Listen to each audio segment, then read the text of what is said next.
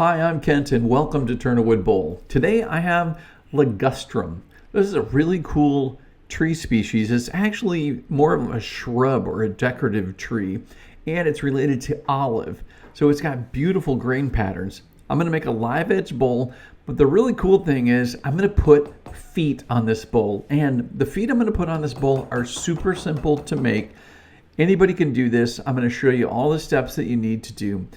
First of all, I'm going to chisel away some of the bark so that I have a good connection with the forespur, drive center, and the tailstock. Any loose bark can be a little bit of an issue.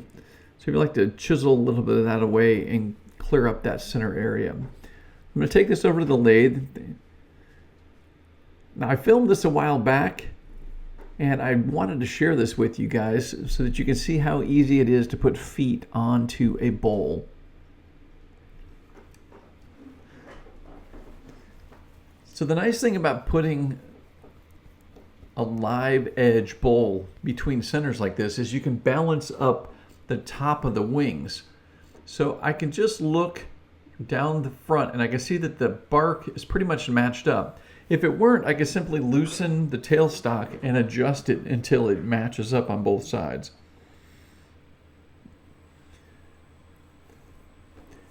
You want to make sure that you're snugging up the tailstock on a regular basis with this too, because as this turns and as you're working with it, it will loosen up a little bit, like right there. So we're going to tighten that up. I'm using my 1/2" 55-degree bevel swept back bowl gouge to start curving the outer shape of this bowl. Now, ligustrum is a really interesting wood. It's somewhat dense. It's not super hard, but it's somewhat dense, and it kind of has a little oiliness to it. I don't know how to explain it. It's not like dripping oil, but it's got almost like a sheen to it, and it looks a lot like olive because it actually is in the same species or the family as the olive tree is.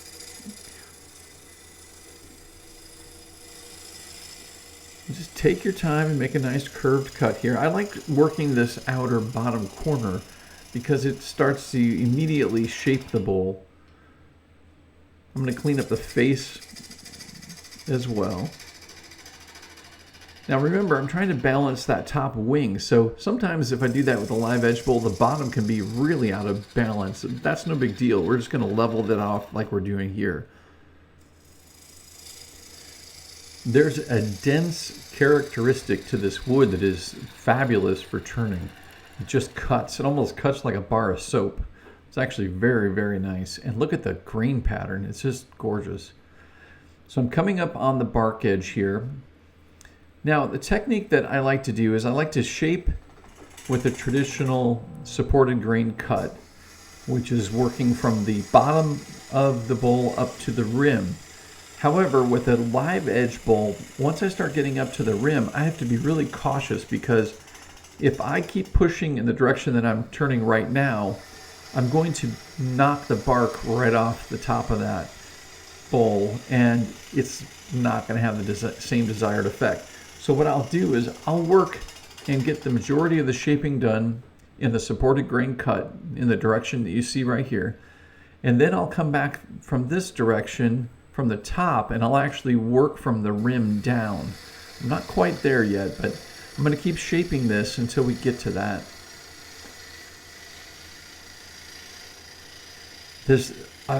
It's amazing how every tree species turns a little bit different from one another.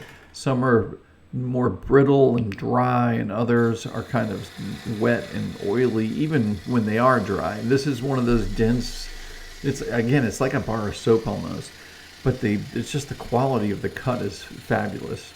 Black cherry is like that as well. Black cherry just turns beautifully. Okay, so I'm getting really close to the top edge, and you can see where I'm right there on that bark rim. I want to be pretty cautious here. I only have a little bit farther to go. So now I'm going to switch, and I'm going to go against the supported grain cut. And I'm going to go from the rim down just to make sure that I don't knock that bark off the top rim. Now I can go down this a little bit, but I have to make sure that I'm making a very shallow, very smooth, clean cut. And again, the quality of the wood species itself is significant here because these fibers are really holding together. Now, if I were to go against the supported grain cut with certain other species, I'm probably going to rip out a lot of end grain fibers. But here it's looking great. Absolutely gorgeous. So I'm going to start shaping the tenon here. I'm using my dividers to mark where I will be shaping the tenon for this piece.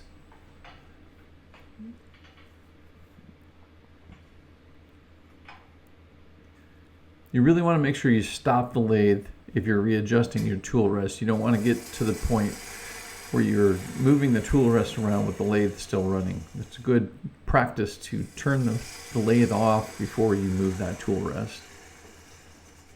Okay, so I'm just going to create the general shape of the tenon.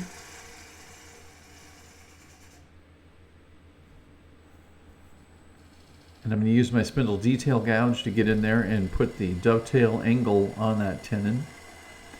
My dovetails are 11 degrees. I just eyeball that basically. I want to make sure I have a nice flat shoulder for the top of the chuck to rest on right here. That's looking real good.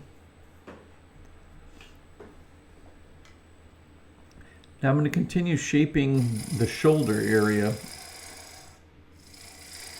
This is going to become the foot of the bowl. So I'm going to try to leave a little bit extra material here because we're going to actually put feet on this bowl. It's always a good idea to give yourself a little bit extra space, a little bit extra room, make the shoulder a little bit deeper. I just moved the tail rest there, or the the tool rest without turning the lathe off. It's a good idea if you're going to do this technique of applying feet to a bowl is to give yourself a little bit extra shoulder to work with here. Now I'm doing a scraping cut. It's almost a pull cut, but it's more of a scraping cut. And then I'm doing a push cut to link these curves back together now. I want to go nice and slow here. I'm making sure the curve, I'm looking across the turning at the top of the bowl and I'm looking at the shape and the curve. And that's what I want to be, a continuous flowing curve there. You can see it's a little rough towards the bottom. What I can do with that to fix it up really nice is I can do a really light pass here. I need to keep in mind that I'm going against the supported grain there, so I don't want to get too aggressive. And then the push cut into the headstock is always a good practice to do when you're between centers like this. I'm still shaping this and really coming up with the look of what I'm trying to get for this.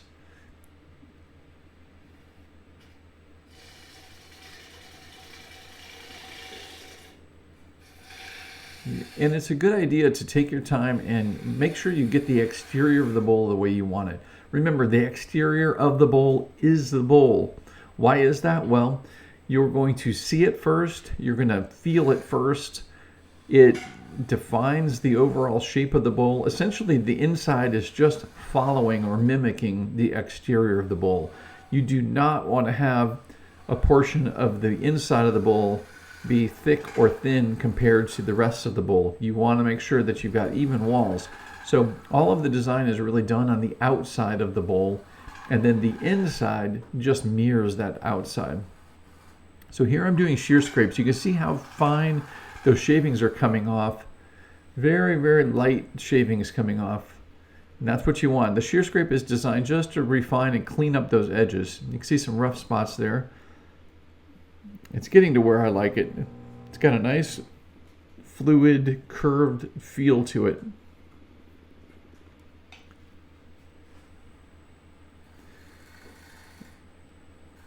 This is more of a scraping cut. I'm taking off some of these high spots. Now I'm closing the flute to do a shear scrape. If you notice, what I'm doing here is I'm closing the flute up against the bowl surface and I'm dropping the handle. That allows the tool to just shave the surface of the wood. It makes a very light cut, and it's a great way to reduce any high spots or tool marks without removing a lot of excess material. There we go. That's looking really nice. I'm pretty happy with that. It's got a nice smoothness to it.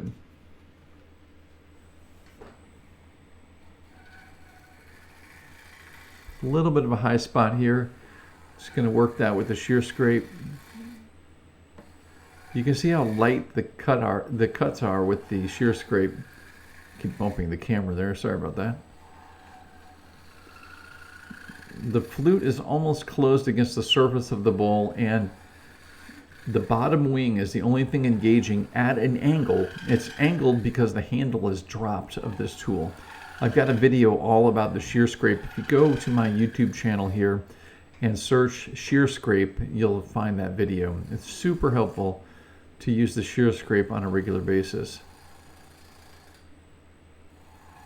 Now I'm looking at the top of the bowl. I'm looking across. I'm not really looking where my tool is. I'm looking at the top silhouette of the bowl to see if the curve is the way I want it. And I'm looking for any high spots or anything that looks a little bit off that I can adjust.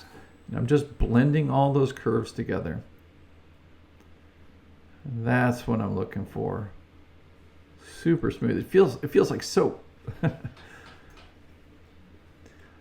Okay. So the exterior of the bowl is shaped. Now it's time to work on the interior of the bowl. Now the nice thing about working the interior is we pretty much just need to mirror the exterior. You want to take your time, get your tool rest position closely, turn the lathe a little bit by hand to make sure everything is clearing the tool rest. Now I'm going to be using my 1/2 inch 55-degree bevel swept back bowl gouge. I'm going to clear away some of the bark material on top here. This is going to help give it a little bit more balance on the lathe as well.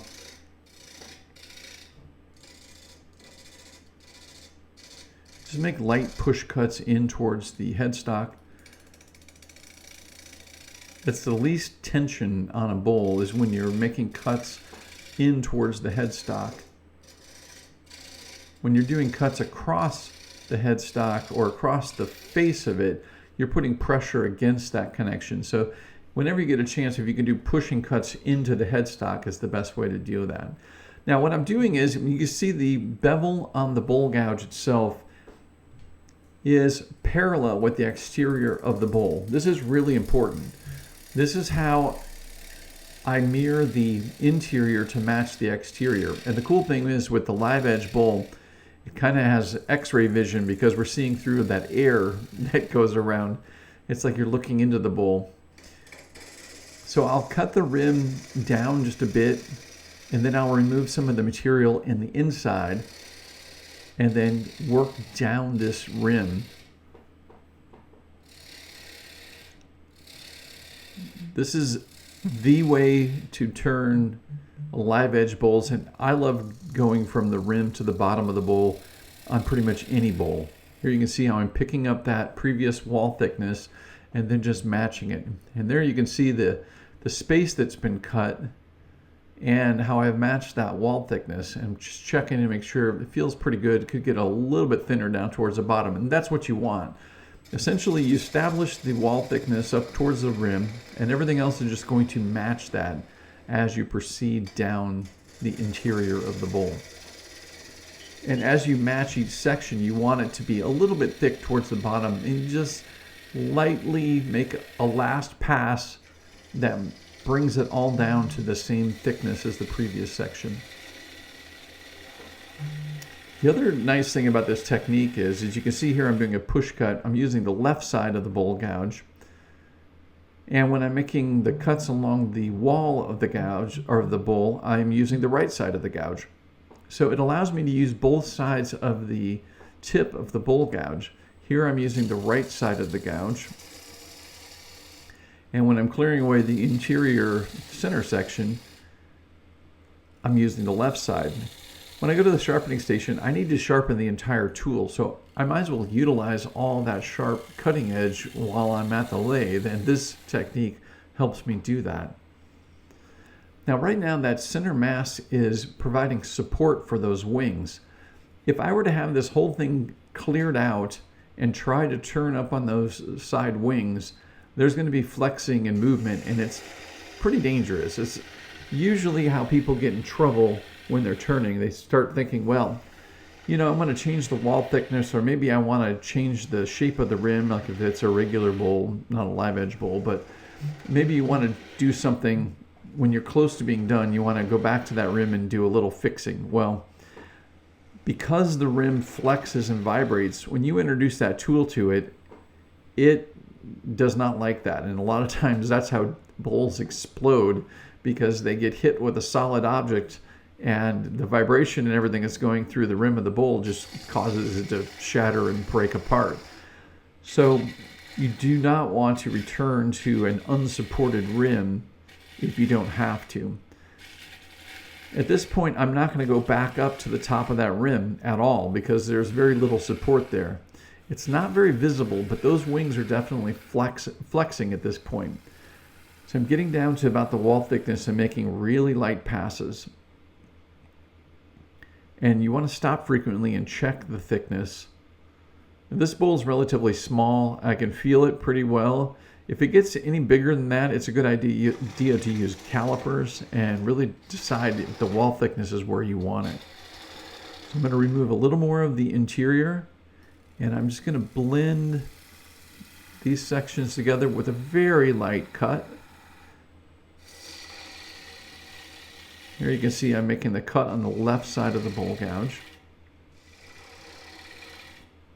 And then I flip it over and I'm going to the right side of the bowl gouge, utilizing a lot of that sharp cutting edge at the nose of the bowl gouge, both the left and right side. So here I'm rubbing the bevel lightly and just gently picking up the cut.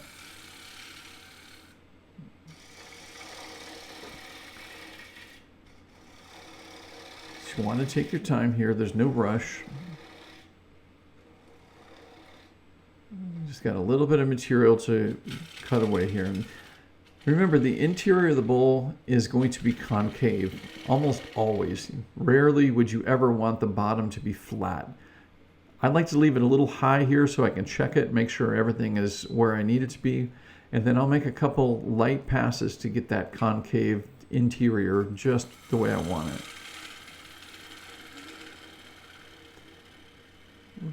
Even larger bowls, you really don't want the interior to be flat. You want it to be concave, and you definitely don't want it to be convex or like bump up towards you at all. You want to go really slow and let the tool do the cutting there. You don't want to tear out any fibers in the center of the bowl. All right, that's looking pretty good. I'm going to go ahead and sand this up. I do a lot of sanding by hand, but I can also turn the lathe on and sand with the lathe running. I won't be able to get all the way out to those wings, but I will be able to get a big majority of the interior and exterior with the lathe turning. But I want to get all of the tool marks and the big sections done by hand. If you've got grooves or marks on your piece, and you don't address those with the lathe off and level them out, you're basically just going to accentuate them with the lathe running. So I'm going to go through 120, 180, 240, and 320. And now I've got it all sanded. I'm going to switch the chucks here. I need to use my larger chuck for my jam chuck that I've made here. It's a homemade wooden jam chuck. And then I'm going to reverse this and start shaping the bottom of this bowl. You'd like to use a piece of dense foam. It's like packing foam. And then I'll bring the tailstock up. Now, if you remember at the beginning, we used the tailstock to hold this, and that mark from the tailstock is still on the bottom of this bowl.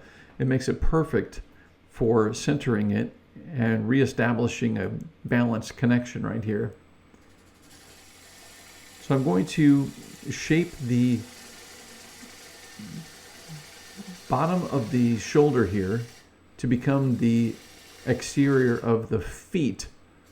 I would say foot because If it was one round foot, it's singular, but it's going to be that initially, but then it's going to be turned into 3 feet. So it's going to be plural rather than singular. So I'm going to take my time here. I like to really have a well-defined, crisp edge between the outside of the foot and the bottom of the bowl. I don't like it to be curved and kind of blending together. I'd rather have a relatively sharp, crisp edge here, and that's what I'm doing right now. You can see I'm cleaning up that edge, just going in slowly, and then I'm using just a very gentle shear scrape. You can see how light those shavings are that are coming off. Just matching those up and taking my time, getting a really clean edge here.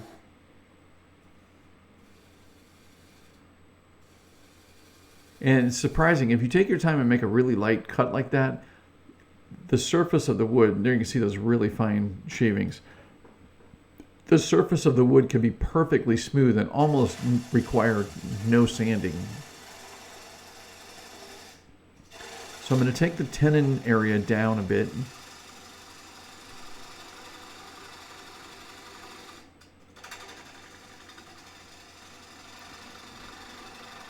And what I like to do is I like to shape the interior of the foot so that I remove all the material so that the bottom curve of the bowl is continuous. Now I've switched my bowl gouge around and I am making kind of a reversed cut. You want to be really careful here that the wings don't grab that inside of that foot. Now what I was saying is I want to get down to the surface of the bowl itself. I've got this really small spindled gouge that I'm using here. And I'm going to use that to clean up the edge and inside of this foot. This small shape allows me to get in there and really get this where I need it to be. But in order for this to work properly, I need the inside bottom of this foot to be at the same level as the exterior of the bowl. So in other words, if we were to magically just remove this ring that is the foot of the bowl, you wouldn't notice anything different. The bottom of the bowl would just be this continuous curve. So that's what I'm trying to do here, is extract or get down to the material so that the inside of this foot is the same as the exterior of the bowl, or matches and is level with the exterior of the bowl. I'm making really light scraping cuts going up to the inside backwards side of the foot. Now if you do this, you really want to be cautious and do not get too aggressive, because if I get a cut here or catch here, it's going to flip this thing right off the lathe and tear up this foot, probably break the rim or break the bark off the rim and just cause a big mess. So you want to go really slow here and make sure all these cuts are very light. Yeah, that's looking really good. I like the feel of that. And I'm down to the level of the bowl itself. So now what I'm going to do is I'm going to mark where the feet are going to be. I'm going to do 3 feet. So I'm going to use my index wheel here to mark 3 locations that are exactly 120 degrees away from each other. So if there's 360 degrees in a circle, we know there's 120 degrees between each of them. Now my index wheel has 48 marks on them. 48 divided by 3 is 16. So I'm just going 16 marks between each of the index wheel points. And I'm marking this on the pencil of what I'm going to, the shape. So that's roughly the center of the bowl. And I'm going to remove material between those center points. And I'm simply doing this with a 2-inch sanding disc. Now this is an 80 grit sanding disc, so this is much more aggressive than the discs I typically sand with, but it's great for removing material. And as you can see, it's a little tricky because the sander's hiding it right now, but the material inside the foot area is at the same depth as the exterior, and that's what we're looking for. And you can see what I'm doing here. I'm basically just using the side of the pad to scoop away between 2 of the feet, and then I'll start on another section and do 2 feet here.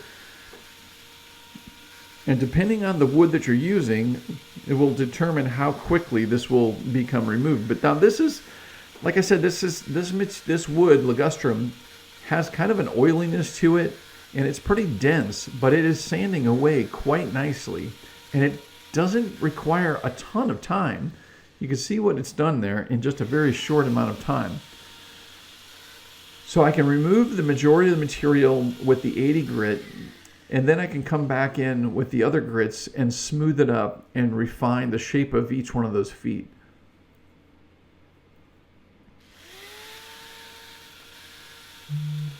And again, having this mounted to the lathe makes it a lot easier for handling. We'll remove that nub in the bottom center here in just a little bit, but for right now, I want to get the majority of this shaped. There you can see the space between the 3 feet, and it's looking great. So I've refined some of the edges at the bottom of the feet by hand, sanding some of those down so they're nice and smooth and rounded off. Kind of gives it a nice organic look.